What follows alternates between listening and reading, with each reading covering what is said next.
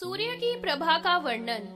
सूत जी बोले, शेष 5 ग्रह भी स्वतंत्र सामर्थ्यवान ईश्वर ही हैं। देवताओं का सेनापति स्कंद है, वह मंगल ग्रह है। ज्ञानी लोग बुध को नारायण रूप कहते हैं। यमराज महाग्रह मंदगामी शनिश्चर है। देवताओं के और असुरों के गुरु महाकांति वाले बृहस्पति और शुक्र ग्रह कहे हैं। अखिल लोक का मूल सूर्य है, इसमें कोई संशय नहीं है। इसी से संपूर्ण देव, दानव और असुर आदि उत्पन्न होते हैं। रुद्र, इंद्र, उपेंद्र, चंद्र, अग्नि आदि सब देवताओं में कांति संपूर्ण तेज जो भी है, वह सर्वात्मा महादेव जी का ही है। तीनों लोकों का स्वामी सब देवताओं का मूल सूर्य ही है। उसी में सब लय होता है और उसी से सब उत्पन्न होता है। उसी से क्षण, मुहूर्त, दिन, रात, पक्ष, मास, ऋतु, संवत्सर, काल, संख्या का ज्ञान होता है। काल के बिना न नियम है, न दीक्षा है और न क्रम है। ऋतु विभाग यदि न हो तो पुष्प, फल, मूल आदि कैसे हो? धान्य, तृण और औषधियों की उत्पत्ति आदि का अभाव हो जाएगा। जगत को प्रकाशित करने वाला भास्कर रुद्र रूप ही है। वही काल रूप है, वही अग्नि रूप है, वही 12 प्रकार का प्रजापति है, वही चराचर तीनों लोकों का तपाता है। जैसे प्रभाकर दीपक ग्रह मध्य में रहकर ऊपर नीचे तथा आसपास के अंधकार को दूर करता है, उसी प्रकार हजारों किरणों वाला सूर्य जगत को प्रकाशवान करता है। सूर्य की हजारों प्रकार की किरणों का वर्णन मैंने पहले कहा है। उनमें 7 किरणें अति श्रेष्ठ हैं। वे ग्रहों की योनि है। सुषुम्न, हरिकेश, विश्वकर्मा, विश्वव्यचा, अनर्ध, सर्वावसु, स्वराट, ये 7 किरणें मुख्य हैं। इस प्रकार सूर्य के प्रभाव से ही नक्षत्र, ग्रह और तारे आकाश में सब दिखते हैं। फिर यह संसार इसी प्रकार होता रहता है। ये नक्षत्र क्षय को प्राप्त नहीं होते, इससे नक्षत्र कहा जाता है। ग्रहों की स्थिति का वर्णन। सूत जी बोले, ये सब क्षेत्र सूर्य की किरणों के द्वारा भी भासित होते हैं। सूर्य और चंद्रमा के मंडल आकाश में चमकते हैं। ये गोल घड़े के समान जलमय और तेजमय हैं। चंद्रमा का मंडल घन जलात्मक और सूर्य का मंडल घन तेजोमय है। सब देवताओं के ये स्थान है। सौर स्थान में सूर्य और सौम्य स्थान में सोम प्रवेश करता है। शौक्र में शुक्र, बृहद से बृहस्पति, लोहित स्थान में मंगल और शनैश्चर स्थान में शनि, बौद्ध में बुध, स्वर भानु स्थान में राहु, विवस्वान में सूर्य का स्थान अग्निमय है। हिमांशु चंद्रमा का स्थान सफेद और जलमय है। 9000 योजन सूर्य का विस्कंभ है। सूर्य से दुगना विस्तार चंद्रमा का है। उन दोनों के बराबर राहु है जो नीचे नीचे चलता है। वह इनको पीड़ा देता है, इससे स्वर भानु कहा जाता है। विवस्वान सूर्य अदिति का पुत्र विशाखा नक्षत्र में उत्पन्न हुआ। इसी प्रकार शीतल किरणों वाला चंद्रमा उत्पन्न हुआ। इसी तरह अन्य ग्रहों की भी उत्पत्ति जाननी चाहिए। 4 प्रकार के भूतों के परिवर्तक और निवर्तक भगवान रुद्र हैं। इस प्रकार ज्योतिष चक्र का सन्निवेश लोकों की स्थिति के लिए महादेव ने ही निर्माण किया है। ज्योतिष चक्र का गतागत ज्ञान चर्म नेत्रों वाले पुरुष शास्त्र से, अनुमान से तथा प्रत्यक्ष देखकर करते हैं। ज्योतिष चक्र का मान निर्णय करने में चक्षु, शास्त्र, जन्म, लेख्य और गणित 5 हेतु जानने चाहिए। भुवन कोश में ध्रुव की स्थिति का कथन। ऋषि बोले, विष्णु भगवान की कृपा से सब ग्रहों का मेढ़ीभूत किस प्रकार रहे, सो हमारे प्रति कहने की कृपा करो। सूत जी बोले, इसी प्रकार मैंने मार्कंडेय ऋषि से पूछा था और जो उन्होंने मुझे बताया वह तुम्हारे प्रति वर्णन करता हूँ। मार्कंडेय बोले, सब शस्त्रधारियों में श्रेष्ठ चक्रवर्ती राजा उत्तानपाद नाम वाला इस पृथ्वी पर राज्य करता था। उनके सुनीति और सुरुचि नामक 2 स्त्रियां थी। बड़ी रानी सुनीति थी, जिसका पुत्र कुल का दीपक ध्रुव था। जब यह 7 वर्ष का हुआ तब पिता की गोद में बैठा हुआ था। सुरुचि ने इसका तिरस्कार करके इसको गोदी में से हटाकर अपने पुत्र को बिठा दिया। तब यह रोता हुआ अपनी माता के पास आया। तब इसकी माता बोली, हे पुत्र, तू ध्रुव स्थान को प्राप्त कर जो कभी चलायमान ही नहीं होता है। माता के वचन सुनकर वह वन को चला गया। वहां इसको विश्वामित्र ऋषि मिले। उन्हें प्रणाम करके सब वृत्तांत सुनाया। मुनि बोले, तू कलेशों के नाश करने वाले केशव भगवान का ध्यान कर, जो भगवान शंकर के दाहिने अंग से उत्पन्न हुए हैं। ओम नमो वासुदेवाय मंत्र का तू जप कर। तब ध्रुव ने इस मंत्र का बड़ी निष्ठा से सहस्त्रों वर्षों तक जप किया। तब काले मेघ के समान कांति वाले विष्णु भगवान गरुड़ पर चढ़कर प्रकट हुए। शंख के भाग से गोविंद ने ध्रुव के मुख का स्पर्श किया, जिसके प्रभाव से वह परम ज्ञान को प्राप्त कर भगवान की स्तुति करने लगा। भगवान ने कहा, सबसे ऊपर जो ध्रुव नाम का स्थान है, उसे तू अपनी माता के साथ प्राप्त कर। देवता, गंधर्व, सिद्ध ऋषि उस स्थान की परिक्रमा करते रहते हैं। विष्णु भगवान की आज्ञा से ध्रुव ने ज्योतिष चक्र के उत्तम स्थान को प्राप्त किया। महान तेज वाले ध्रुव 12 अक्षर मंत्र विद्या से इस बड़ी भारी सिद्धि को प्राप्त हुए। हे ऋषियों, यह मैंने तुम्हें संक्षेप से कहा। जो वासुदेव भगवान को प्रणाम करता है, वह ध्रुव लोक को प्राप्त कर ध्रुव सालोक्यों को प्राप्त करता है। देवादिकों की सृष्टि का वर्णन। ऋषि बोले, देवताओं की, दानवों की, गंधर्वों की उत्पत्ति भी हे सूत जी हमसे कहिए। सूत जी बोले, पूर्व की सृष्टि संकल्प मात्र से, दर्शन से तथा स्पर्श से ही हुई। दक्ष के बाद सृष्टि मैथुन के द्वारा उत्पन्न होने लगी। जब देव ऋषि पन्नगों की सृष्टि का विस्तार नहीं हुआ, तब मैथुन से सृष्टि उत्पन्न हुई। दक्ष ने पंचसूती स्त्री में 10,000 पुत्र पैदा किए। उनको देखकर प्रजा की रचना के लिए दक्ष ने कहा, नारद जी उन दक्षों के पुत्रों से बोले कि तुम पृथ्वी का प्रमाण जानकर पीछे से सृष्टि करना। वे नारद के वचन सुनकर तपस्या के लिए चले गए और लौटकर नहीं आए। इसके बाद दक्ष ने पुनः अपनी स्त्री से 10,000 पुत्र पैदा किए, जो शवल नाम वाले थे। नारद ने उनके पास जाकर भी यही कहा कि पहले तुम भू के प्रमाण को जानो तथा अपने भाइयों की गति को प्राप्त करो, तब सृष्टि रचना करना। वह भी नारद के वचन से तपस्या करके अपने भाइयों की गति को प्राप्त हुए और लौटकर नहीं आए। तब दक्ष प्रजापति ने वैरिणी नाम की स्त्री में 60 कन्या पैदा की। उनमें से 10 धर्म को प्रदान की, 13 कश्यप के लिए और 27 सोम के लिए तथा 4 अरिष्ट नेमि के लिए, 2 भृगुपुत्र के लिए, 2 कृशाशव के लिए, 2 अंगिरा के लिए प्रदान की। अब मैं, हे मुनीश्वरों, इन देवताओं के नाम विस्तार पूर्वक कहता हूँ, सो सुनो। मरुत्वती, वसु, अर्यमा, लंबा, भानु, अरुंधति, संकल्पा, मुहूर्ता, साध्या, विश्वभामिनी ये धर्म की पत्नी थी। इनके पुत्र ये हैं। विश्वभामिनी से विश्व देवा पैदा हुए, साध्या से साध्य, मरुत्वती में वरुत्वान, वसु से बस्व, भानु से भानव, मुहूर्ता से मुहूर्तिक, लंबा से घोष, संकल्पा से संकल्प इत्यादि पुत्र हुए। वसु से 8 वसु पैदा हुए, जिनके नाम अजैकपाल, अहर ब्रह्म इत्यादि है। कश्यप की पत्नी के जो पुत्र पैदा हुए, उन्हें कहता हूँ। कश्यप की स्त्री अदिति, दिति, अरिष्टा, सुरसा, मुनि, सुरभि, विंता, ताम्रा, क्रोध, वशा, ईला, कद्रु, त्विषाद, अंग इत्यादि थी, जिनके पुत्रों को भी कहता हूँ। चाक्षुष मनवंतर में त्वशित नाम के देवता है।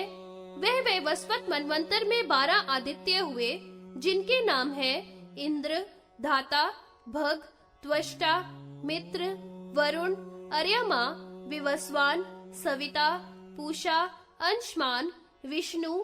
ये हजारों किरणों वाले 12 आदित्य हैं। कश्यप के दिति से 2 पुत्र हुए, जिनका नाम हिरण्य, कश्यपु और हिरण्याक्ष है।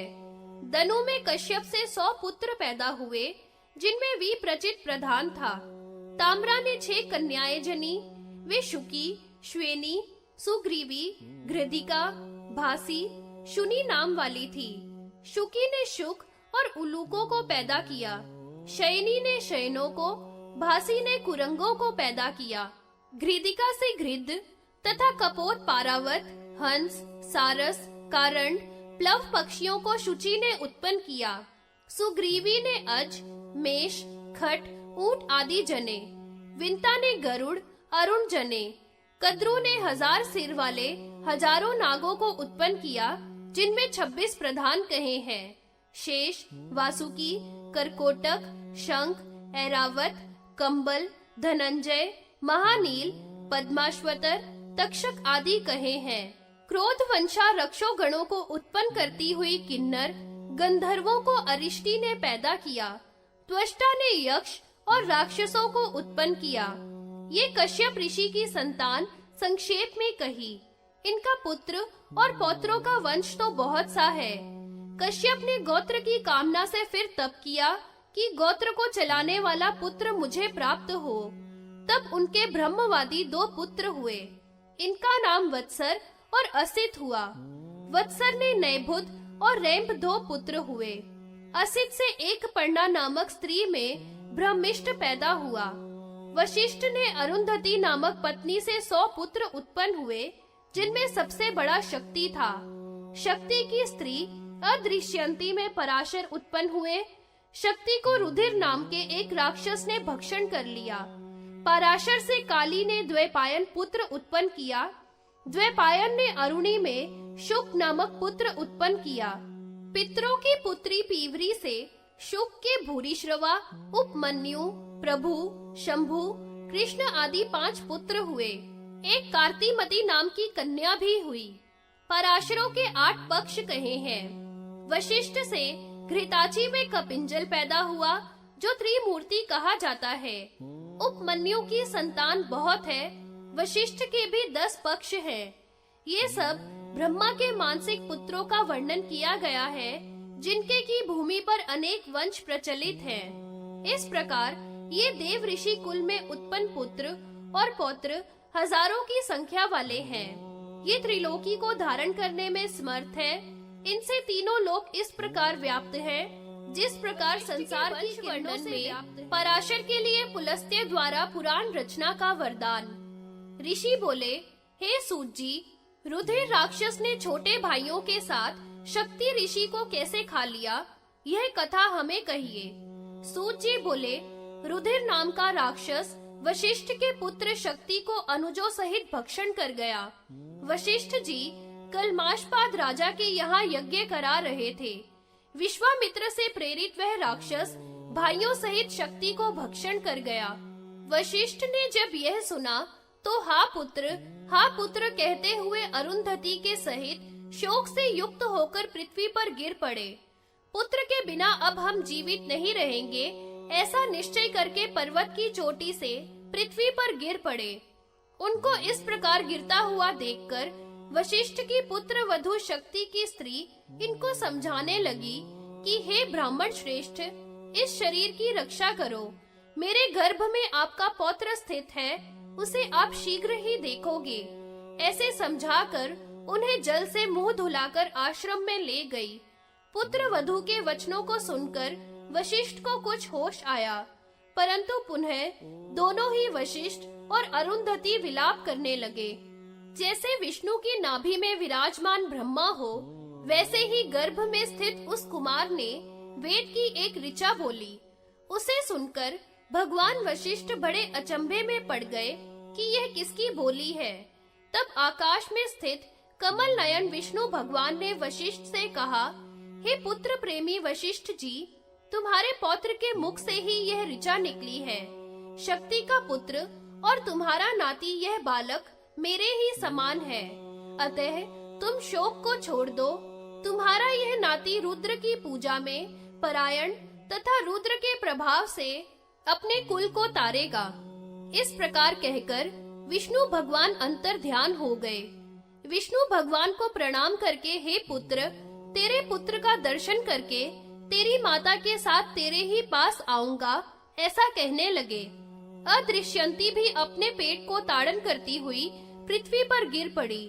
तब पति शोकाकुल उस अदृश्यंती को अरुंधति और वशिष्ठ ने उठाकर समझाया कि हे विचार वाली, तेरे गर्भ में स्थित शक्ति के पुत्र का मुख रूपी अमृत पान करने को हम जीवित हैं। तू इस देह की रक्षा कर। अदृश्यंती बोली, हे मुनि श्रेष्ठ, अशुभ हो या शुभ हो, इस शरीर का मैं पालन करूंगी। भर्ता के बिना मैं दीन नारी दुखी हूँ। माता, पिता, पुत्र, पौत्र, ससुर ये सब बांधव हैं, परंतु स्त्रियों की परागति तो पति ही है। मेरे हृदय की कठोरता देखो कि प्राण समान पति को त्याग कर अभी जीवित हूँ।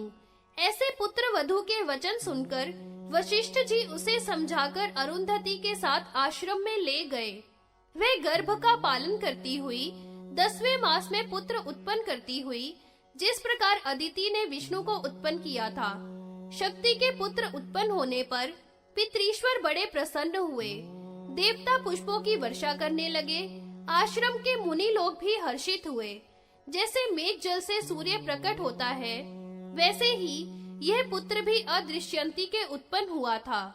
शक्ति के पुत्र को देखकर वशिष्ठ जी प्रसन्न होकर उसे समझाने लगे कि अब तुम रो मत, इस पुत्र का पालन कर।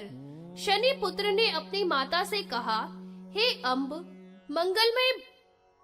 मंगलमय भूषणों के बिना तेरा शरीर शोभा को नहीं प्राप्त हो रहा है। जिस प्रकार चंद्रमा के बिना रात शोभा वाली नहीं होती है, सो हे माता, तूने आभूषण क्यों त्याग दिए हैं, वह मुझे बता। अदृश्यंती पुत्र के वचन सुनकर कुछ भी नहीं बोली। तब पुत्र ने पूछा कि हे माता, महातेजस्वी मेरे पिता कहाँ है, वह मुझसे कह। ऐसे पुत्र के वचन सुनकर बोली, हे तात, तेरा पिता राक्षसों ने भक्षण कर लिया। ऐसा कहकर पृथ्वी पर गिर पड़ी। पौत्र के ऐसे वचन सुनकर वशिष्ठ तथा आश्रम वासी सभी दुखी हुए। माता के वचन सुनकर कि पिताजी को राक्षसों ने खा लिया, तब तो वह पाराशर नामक पुत्र बोला, हे माता, चराचर सहित तीनों लोक रुद्र का स्वरूप है, सो मैं उनका पूजन करके क्षण मात्र में अपने पिता के आपको दर्शन कराऊंगा। पुत्र के ऐसे वचन सुनकर माता बोली, तेरा यह वचन सत्य हो तो शिव का पूजन कर। वशिष्ठ ने कहा कि हे पुत्र, तेरा संकल्प ठीक है। राक्षसों के नाश के लिए सर्वेश्वर शिव का पूजन करो। वशिष्ठ को, अरुंधति को और अपनी माता को प्रणाम करके क्षण मात्र में वह पांचों की एक लिंग शिव मूर्ति बनाकर शिव सूक्त और त्र्यंबक सूक्त से पूजन करके तथा शिव संकल्प मंत्र द्वारा पूजन करके यथा विधि अर्घ देकर पराशर बोला, हे भगवान रुद्र, महातेजस्वी मेरे पिता को मैं भाइयों सहित देखना चाहता हूँ। इस प्रकार शिवलिंग को प्रणाम करके हा रुद्र कहकर रोने लगा और गिर पड़ा। उसको दुखी देखकर शंकर जी प्रार्थना से बोले कि हे महाभागे, मुझ में आसक्त रोते हुए उस ब्राह्मण को देखो। वह महादेवी रुद्र में आसक्त तथा लिंगार्चन में तत्पर उसको देखकर रुद्र भगवान से बोली, हे परमेश्वर, इसको वांछित वरदान दो। शंकर जी ने कहा, हे पार्वती, मैं इस ब्राह्मण की रक्षा करूंगा। मेरे दर्शन करने योग्य दृष्टि मैं इसको देता हूँ। यह कहकर दिव्य दृष्टि उसको दी, जिसको प्राप्त कर वह ब्रह्मा, विष्णु आदि से सेवित भगवान नील लोहित का दर्शन करने लगा। तब तो वह उनके चरणों में गिर पड़ा। भवानी और नंदी को प्रणाम करके कहने लगा कि मेरे समान देवता दानव आदि कोई भी नहीं है। आज मेरा जीवन सफल है। मेरी रक्षा के लिए बाल चंद्रमा धारण करने वाले शिवजी प्रकट हुए हैं। उसी समय आकाश में स्थित भाइयों के सहित पराशर के पिता का दर्शन किया। सूर्य मंडल के समान विमान में बैठे भाइयों के सहित पिता का दर्शन कर प्रणाम किया और बड़ा प्रसन्न हुआ। तब वृषभ ध्वज शंकर ने वशिष्ठ पुत्र शक्ति से कहा, हे शक्ति, तुम आनंद के अश्रुओं से युक्त नेत्र से अपने पुत्र को देखो। अरुंधति कल्याणी माता को, भार्या को तथा पिता वशिष्ठ को देखो तथा माता पिता को नमस्कार करो। शंकर की आज्ञा से शक्ति ने माता पिता को प्रणाम किया। शक्ति बोले, हे वत्स, हे पुत्र पराशर, तुमने गर्भ में स्थित मेरी रक्षा की है। मैंने अणुमादिक ऐश्वर्य तेरे मुख को देखकर सब प्राप्त कर लिए। अदृश्यंती, अरुंधति तथा पिता वशिष्ठ, इन सब की रक्षा करो। हे पुत्र, हमारे सब वंश को तुमने तारण कर दिया। पुत्र से लोक को जीतने वाली श्रुति को तुमने चरितार्थ कर दिया। अब तुम शंकर जी से इच्छित वरदान मांगो। मैं भी भाइयों सहित पिता को प्रणाम करके, भार्या को देखकर तथा शंकर को प्रणाम करता हूँ। और ऐसा कहकर प्रणाम कर शक्ति पितृलोक को चले गए। तब महादेव जी भी पराशर पर अनुग्रह करके अंतर ध्यान हो गए। शिव के चले जाने पर महेश्वर को प्रणाम करके मंत्रों के द्वारा राक्षसों को वह पराशर जलाने लगा। मुनियों सहित वशिष्ठ जी ने कहा, हे तात, क्रोध मत कर। राक्षसों ने तुम्हारे पिता का कुछ अपराध नहीं किया। क्रोध मूर्खों का होता है, बुद्धिमान लोग क्रोध नहीं करते। हे तात, कौन किसको मारता है? यश और तप का क्रोध नाश करता है। इससे अनपराधी राक्षसों को नाश मत करो। इनको छोड़ो, क्योंकि साधु क्षमा के समान होते हैं। वशिष्ठ के वाक्य से पराशर ने राक्षसों के मारने वाले यज्ञ को समाप्त किया। वशिष्ठ जी इससे प्रसन्न हुए। इस यज्ञ में ब्रह्मा के पुत्र पुलस्त्य जी भी पधारे। वशिष्ठ जी ने इनको अर्घ पाद्य से पूजन कर आसन पर बैठाया। प्रणाम करते को देख मुनि बोले कि हे पराशर, वशिष्ठ के वाक्य से यज्ञ समाप्त कर क्षमा को तुमने धारण किया है। इससे तुम सर्व शास्त्रों को जान जाओगे। हे महाभाग, दूसरा वर यह भी मैं देता हूँ कि तुम पुराण संहिता को रचने वाले होगे। प्रवृत्ति और निवृत्ति के कर्म में तुम्हारी बुद्धि निर्मल रहेगी। मेरी कृपा से तुम असंदिग्ध रहोगे। फिर भगवान वशिष्ठ बोले, हे तात, महात्मा पुलस्त्य ने जो कहा है वह सब सत्य हो। तब पुलस्त्य और वशिष्ठ के प्रसाद से पराशर ने वैष्णव पुराण की रचना की। 6 प्रकार का समस्त अर्थशास्त्र और ज्ञान का संचय इसमें भरा है। 6000 मंत्रों के वेदार्थ से मुक्त पुराण संहिता में चौथा पुराण है। यह मैंने वशिष्ठ के वंश का वर्णन संक्षेप से और शक्ति पुत्र पराशर का प्रभाव तथा वर्णन आप वर्णन में सुनाया। तंडीकृत शिव सहस्त्र नाम। ऋषि बोले, हे सूत जी, आदित्य वंश का और सोम वंश का हमारे प्रति वर्णन कीजिए। सूत जी बोले, अदिति ने कश्यप ऋषि के द्वारा आदित्य नामक पुत्र को उत्पन्न किया। आदित्य की 4 पत्नी हुई। वे संज्ञा, रागी, प्रभा, छाया नाम वाली थी। संज्ञा ने सूर्य के द्वारा मनु को उत्पन्न किया। रागी ने यम, यमुना और रैवत को पैदा किया। प्रभा ने आदित्य के द्वारा प्रभात को पैदा किया। छाया ने सूर्य से सावर्णी, शनि, तप्ती तथा वृष्टि को पैदा किया। छाया अपने पुत्र से भी ज्यादा यम को प्रेम करती थी। मनु ने सहस्का और क्रोध में आकर दाहिने पैर से उसे मारा। तब छाया अधिक दुखी हुई और यम का एक पैर खराब हो गया, जिसमें राध, रुधिर और कीड़ा पड़ गए। तब उसने गोकर्ण में जाकर हजारों वर्ष शिव की आराधना की। शिव के प्रसाद से उसे पितृलोक का आधिपत्य मिला और शाप से छूट गया। प्रथम मनु से 9 पुत्र पैदा हुए। ये इक्ष्वाकु, नभग, धृष्णु, शर्याति, नारीश्यंत, नाभाग, अरिष्ट, करुष और प्रिशद्र थे। ईला, ज्येष्ठा, वरिष्ठा ये पुरुषत्व को प्राप्त हुई। ये मनु की पुत्री थी। ईला का नाम सुद्युमन हुआ। मनु यह सुद्युमन नाम का पुत्र सोम वंश की वृद्धि करने वाला हुआ। उत्कल, गए, विनीतास्व नामक इसके पुत्र उत्पन्न हुए। हरिशव से दृष्टावती में बसुमना नाम का पुत्र हुआ। उसका पुत्र त्रिधन्वा नाम का हुआ। ब्रह्मा पुत्र तंडी के द्वारा वह शिष्यता को प्राप्त हुआ। ब्रह्मपुत्र तड़ित ने शिव सहस्त्र नाम के द्वारा गाणपत्य पदवी को प्राप्त किया। ऋषि बोले, हे सूत जी, शिव जी के सहस्त्र नाम को हमारे प्रति वर्णन करो, जिसके द्वारा तंडी गाणपत्य पद को प्राप्त हुआ। सूत जी बोले, हे ब्राह्मणों, वह 108 नाम से अधिक 1000 नाम वाला वह स्तोत्र मैं तुम्हें कहता हूँ, सो सुनो।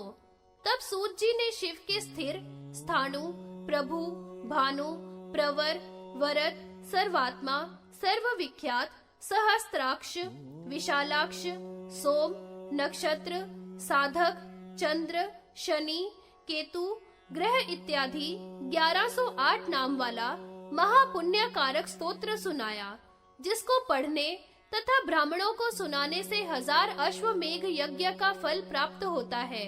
ब्रह्म हत्या, शराब पीने वाला, चोर, गुरु की शैया पर शमन करने वाला, शरणागत घाती, मित्र विश्वास घातक, मात्र हत्यारा, वीर हत्यारा, भ्रूण हत्यारा आदि घोर पापी भी इसका शंकर के आश्रय में रहकर तीनों कालों में 1 वर्ष तक लगातार जप करने पर सब पापों से छूट जाता है। सोम वंश के कथन में धनवा का और ययाति का चरित्र वर्णन। सूत जी बोले, हे ऋषियों, त्रिधनवा ने देवतंडी की कृपा से 1000 अश्वमेध यज्ञ का फल पाकर गाणपत्य पद को प्राप्त किया। उसका पुत्र त्रय्यारूढ़ नाम वाला हुआ। उसका भी पुत्र सत्यव्रत हुआ, जिसने विदर्भ की भार्या का हरण किया। चूंकि उसने बिना पाणी ग्रहण मंत्र आदि से उसका हर लिया था, इससे उसके पिता ने उसे त्याग दिया। पिता के द्वारा निकाले जाने पर वह पिता से बोला कि मैं अब कहाँ रहूं? तो पिता ने कहा कि तू चांडालों में जाकर रह। ऐसा कहकर पिता तो जंगल तप हेतु चला गया। वह सत्यव्रत सर्वलोक में त्रिशंकु के नाम से विख्यात हुआ। विश्वामित्र ने उसे पिता के राज्य पर बिठाकर यज्ञ कराया और उसे शरीर सहित स्वर्ग भेजा। उसकी भार्या ने हरिश्चंद्र नाम का पुत्र उत्पन्न किया। उसके भी एक पुत्र हुआ, जिसका नाम रोहित रखा गया। उसी वंश में सगर हुआ। सगर की 2 भार्या थी, प्रभा और भानुमति। प्रभाव के 60,000 पुत्र हुए और दूसरी भानुमति के केवल एक ही पुत्र हुआ, जिसका नाम असमंजस था। सगर के 60,000 पुत्र पृथ्वी को खोदते हुए कपिल मुनि के हंकार से दग्ध होकर मर गए। असमंजस का पुत्र अंशुमान, उसका पुत्र दिलीप और उसका पुत्र भगीरथ हुआ, जिसने तपस्या करके पृथ्वी पर गंगा का अवतरण कराया। भगीरथ का पुत्र श्रुत हुआ, उसका नाभाग, नाभाग का अम्बरीश पुत्र हुआ। ये इक्ष्वाकु कुल के ही राजा है। इसी वंश में राजा दीर्घबाहु हुआ। उसका पुत्र दिलीप, दिलीप का रघु, रघु का अज और अज का दशरथ पुत्र हुआ। दशरथ के राम, लक्ष्मण, भरत, शत्रुघ्न 4 पुत्र हुए। राम के लव और कुश 2 पुत्र हुए। राम ने रावण को मारा और पृथ्वी पर 10,000 वर्ष तक राज्य किया।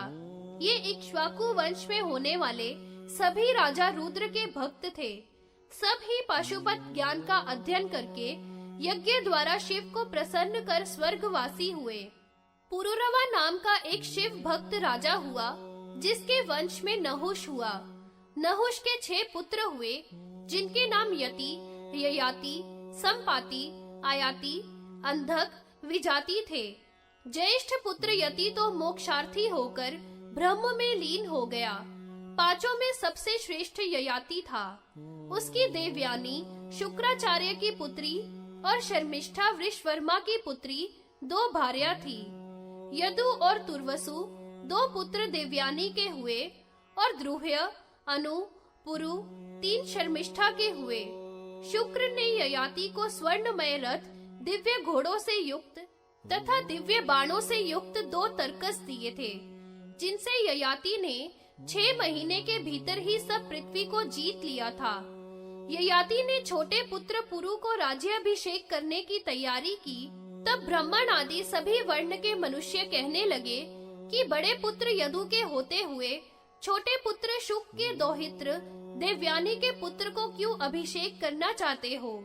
ये सब ब्राह्मण उसे धर्म की बातें समझाने लगे कि हे राजा, तुम धर्म का पालन करो। ययाति का चरित्र। ययाति बोला, ब्राह्मणों, आप सभी मेरी बात सुनिए, जिससे मैंने अपने बड़े पुत्र को राज्य नहीं दिया है। मेरा ज्येष्ठ पुत्र यदु ने मेरी आज्ञा का पालन नहीं किया।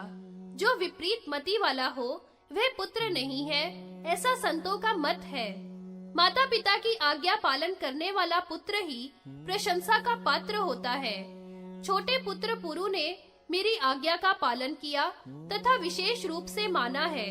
उसने मेरी जरा को धारण किया है तथा शुक्राचार्य ने भी ऐसा ही वरदान दिया था कि जो तुम्हारे बुढ़ापे को धारण करेगा वही राज्य का अधिकारी होगा। इसलिए आप जान ले कि पुरु राज्य का अधिकारी है। ऋषि बोले, जो पुत्र गुणों से संपन्न हो तथा माता पिता की आज्ञा मानने वाला हो, वह छोटा होने पर भी राजा बनने योग्य है और सभी प्रकार के कल्याण को पाता है। अतः शुक्राचार्य के वरदान से वही राज्य का अधिकारी है, इसमें अन्यथा नहीं करना चाहिए। सूत जी बोले, इस प्रकार संतुष्ट हुए जनपद के द्वारा राजा ययाति ने अपने प्रिय छोटे पुत्र पुरु को राज्य में अभिषेक किया। दक्षिण पूर्व दिशा में शासन का भार वसु को सौंप दिया। दक्षिण दिशा में राजा ने बड़े पुत्र यदु को नियोजित किया। पश्चिम दिशा में द्रुह्य नामक पुत्र को तथा उत्तर दिशा में अनु को राज्य का भार सौंपा। इस प्रकार सातों द्वीपों और समुद्रों वाली पृथ्वी को राजा नहुष ने सौंप दिया।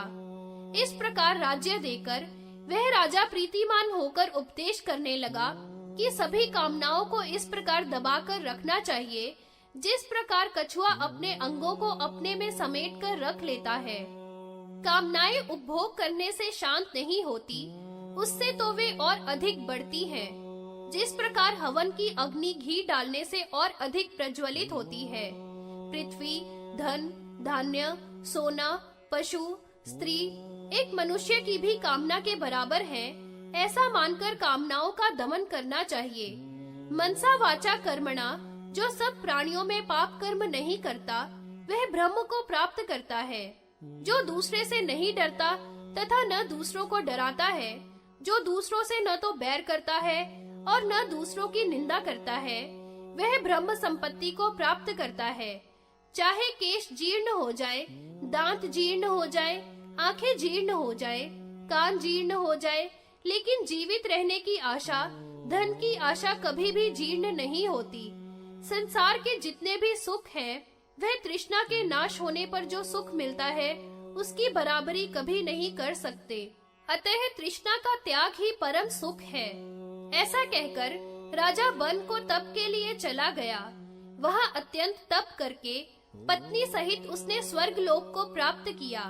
ययाति के इस वंश में बड़े बड़े कीर्तिमान तथा धर्मात्मा राजा हुए, जिनके शासन में पृथ्वी हमेशा सूर्य की किरणों सी चमकती रही। जो मनुष्य ययाति के इस पवित्र चरित्र को पढ़ेंगे, सुनेंगे, वे बुद्धिमान पुरुष शिव लोक को प्राप्त करेंगे। सोम वंश में यदु वंश वर्णन के साथ जामघांत वंश वर्णन।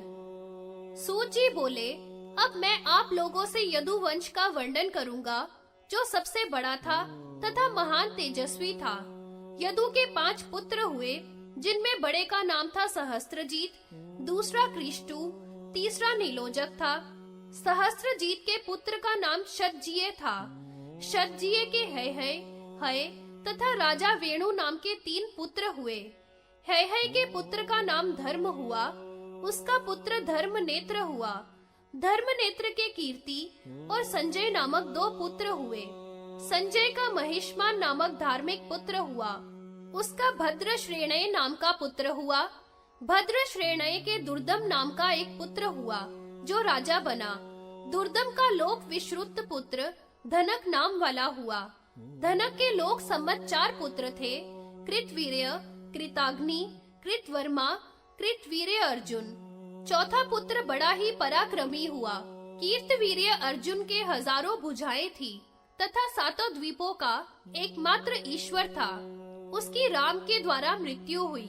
उसके सैकड़ों महारथी पुत्र थे, जो बड़े शूरवीर और योद्धा थे, जिनमें शूर, शूरसेन, धृष्ट, कृष्ण, जयध्वज आदि प्रमुख थे। जयध्वज के पुत्र का नाम तालझंग था, जो महान बलशाली था। उसके भी 100 पुत्र थे, उनमें भी सबसे बड़ा वीतिहोत्र राजा था। वृष आदि उसके अन्य पराक्रमी पुत्र और भी थे। वृष का वंश करने वाला मधु नाम का पुत्र था। मधु के 100 पुत्र थे, उनमें वंशकारक वृष्णि था। मधु, यदु, हैहय के क्रमशः वंश का नाम वृष्णि, माधव, यादव और हैहय वंश पड़ा। ये सब हैहय वंश की ही शाखा है। हैहय वंश का कीर्तवीर्य का पुत्र शूर, शूरसेन, वृष, जयध्वज विख्यात राजा थे, जिनमें निष्पाप शूरसेन अति वीर था, जिनके नाम पर इस देश का नाम शूरसेन पड़ा। इनके अतिरिक्त इसी वंश में अनेक वीर तथा धर्मात्मा राजा हुए। उसी में प्रघराजित राजा का पुत्र ज्यामक नाम का राजा हुआ। उसने अपनी शैव्या नाम की शीलवती भार्या के साथ नर्मदा के किनारे एकांत में तपस्या की। तपस्या के प्रभाव से उसके श्रुत, विदर्भ, सुभग और वय नाम के पुत्र हुए। विदर्भ राजा के कृत, कौशिक तथा रोमपाद हुए। रोमपाद के वभ्रु हुआ। उसका परम धार्मिक सुधृति नाम का पुत्र हुआ। इसी प्रकार कौशिक की प्रजा भी बहुत है। कृत के कुंत हुए। कुंत के रणधृष्ट बड़ा प्रतापी हुआ।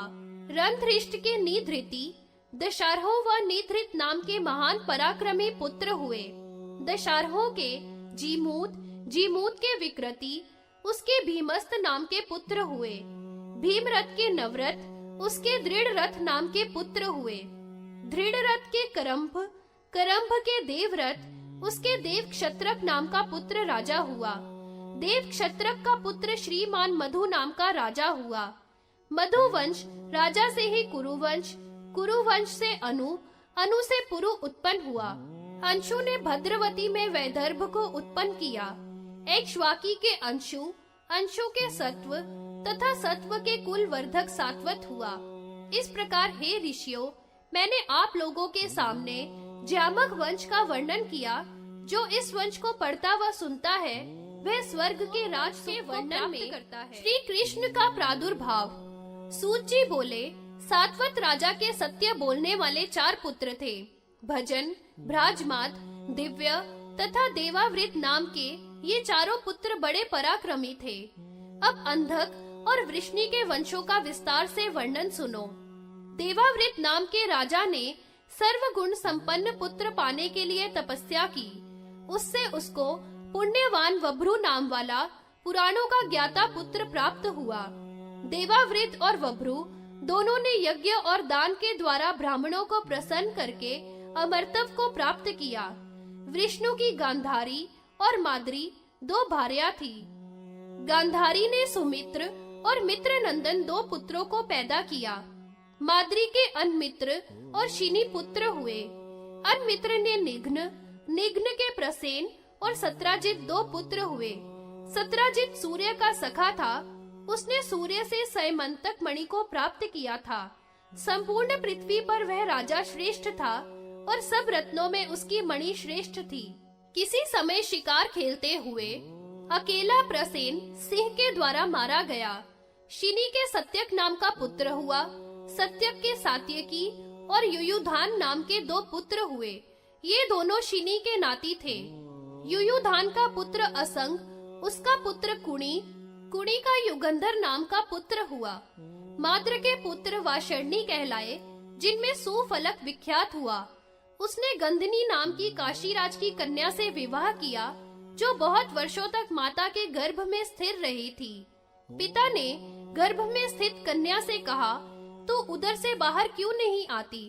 तो पिता से इस कन्या ने कहा कि 3 वर्ष तक एक गौ नित्य दान करो, तब मैं बाहर आऊंगी। इस प्रतिज्ञा को पूर्ण करने पर यह गंदिनी नाम की कन्या उत्पन्न हुई थी। सुफलक के द्वारा इसके अक्रूर जी का जन्म हुआ। इसी वंश के एक राजा थे आहुक। उनके देवक और उग्रसेन 2 पुत्र हुए। देवक के देववान, उपदेव, सुदेव, देवरक्षित 4 पुत्र हुए।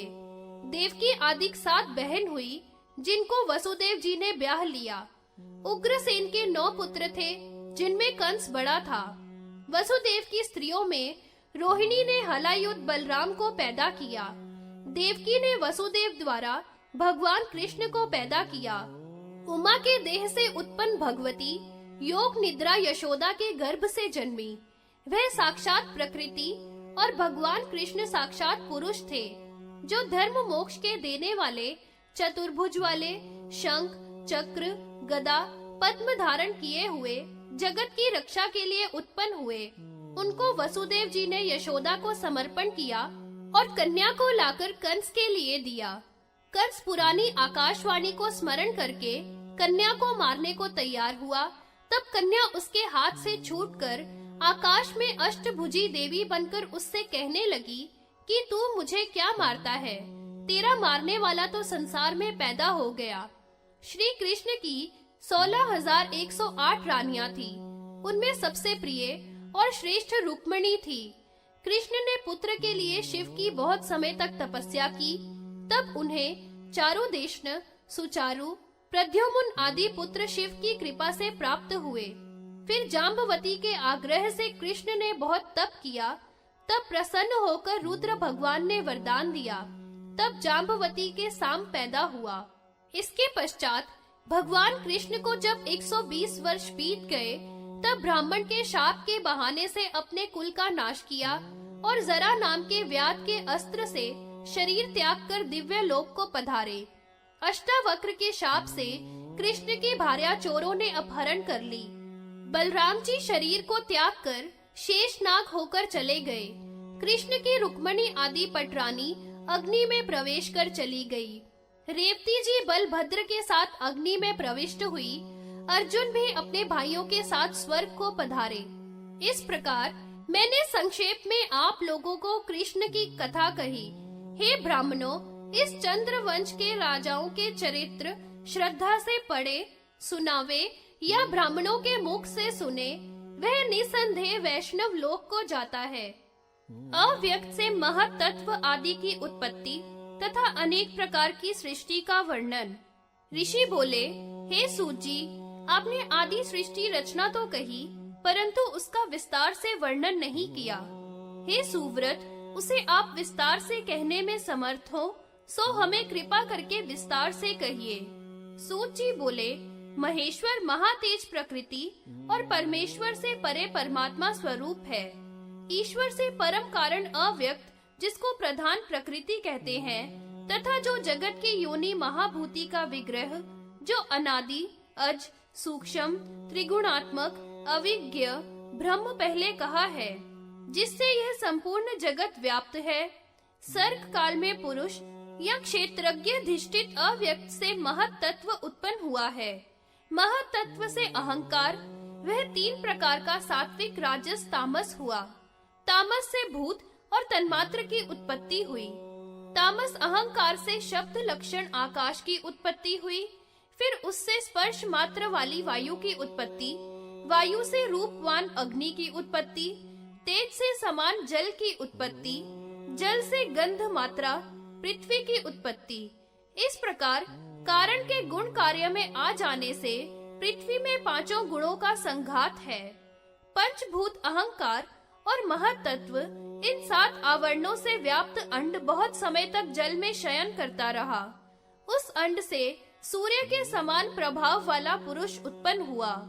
वह प्रथम शरीरी अथवा पुरुष कहलाता है। उस पुरुष के वाम अंग से लक्ष्मी और विष्णु उत्पन्न हुए।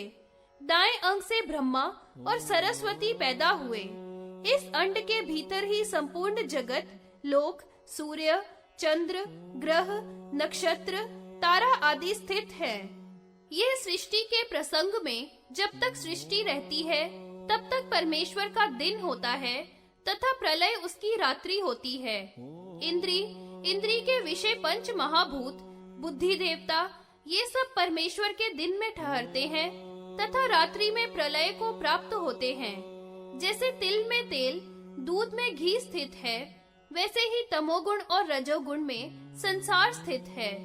ब्रह्मा कमल गर्भ के समान, रुद्र कालाग्नि के समान, विष्णु कमल के समान नेत्र वाले तीनों देव परमेश्वर शिव के ही स्वरूप हैं। अंड के नष्ट होने पर जल मात्र ही शेष रहता है। स्थावर जंगम सब सृष्टि नष्ट हो जाती है। ब्रह्मा नारायण नाम से जल में शयन करता है। जल को नार में शयन करने के कारण भगवान का नाम नारायण है। 1000 चतुर्युग तक रात्रि का घोर अंधकार होता है, जिसमें नारायण जल में शयन करते हैं।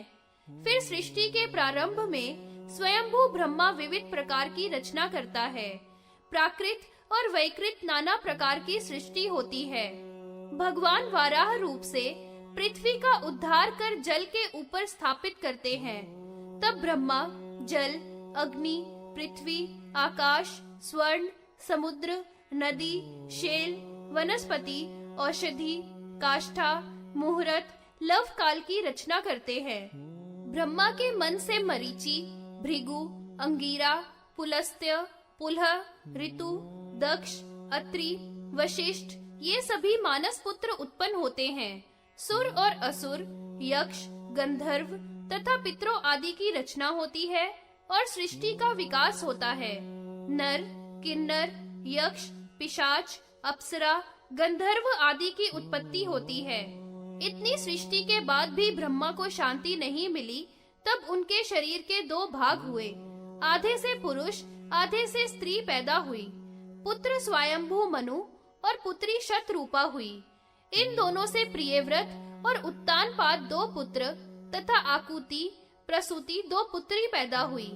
मनु ने प्रसूति को दक्ष के लिए तथा ऋचिक को आकुति प्रदान की। आकुति के यज्ञ और दक्षिणा दो संतानें हुई।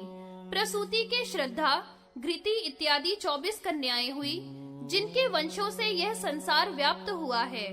अर्ध नारी नर शरीर वाले शंकर जी दो रूप में होते भये। जो महादेवी सती थी, वह जगत के कल्याण के लिए दक्ष से आराधना की गई शुक्ल और यजु रूप से दो प्रकार से हुई। उनके नामों को मैं तुमसे कहता हूँ, उन्हें सावधान होकर सुनो। स्वाहा, स्वधा, महाविद्या, मेधा, लक्ष्मी, सरस्वती, सती, दाक्षायणी, विद्या, शक्ति, क्रियात्मका, अपर्णा, एक पर्णा, एक पटला, उमा, हेमवती, कल्याणी, एक मातृका, ख्याति, महाभागा, गौरी, अंबिका, महादेवी, सावित्री, परदा, पुण्या, पावनी, लोक विश्रुता, अपराजिता, बहुभुजा, प्रगल्भा, सिंहवाहिनी, शुंभादि दैत्य हंत्री, महामहिष मर्दिनी, अमोघा, विंध्याचल वासिनी, विक्रांता, गणनायिका, भद्रकाली के जो ये नाम हैं, वे भली प्रकार श्रेष्ठ फल देने वाले हैं। जो मनुष्य इनको पढ़ते हैं, उनके पापों का क्षय हो जाता है। वन में, पर्वत, ग्रह, जल, थल आदि में रक्षा के लिए इन नामों का प्रयोग करना चाहिए। सिंह के भय और सब प्रकार की आपत्ति में इन्हीं देवी के नामों का प्रयोग करना चाहिए। भूत, ग्रह, पूतना, मातृकादि से पीड़ित बालकों की रक्षा के लिए इनका प्रयोग करना चाहिए। महादेवी ही प्रज्ञा और श्री रूप से कही गई हैं। इन दोनों रूपों से हजारों नामों से युक्त वह संसार में व्याप्त हैं। इस देवी के सहित महेश्वर सब लोगों की रक्षा और कल्याण के लिए उपस्थित हैं। रुद्र ही पशुपति हैं। उन्होंने ही तीनों पुरों को दग्ध किया था। उसके तेज से सब देव पशु रूप हो गए थे। जो इस चरित्र को पढ़ता है या सुनता है, वह सभी कल्याण को प्राप्त करता है।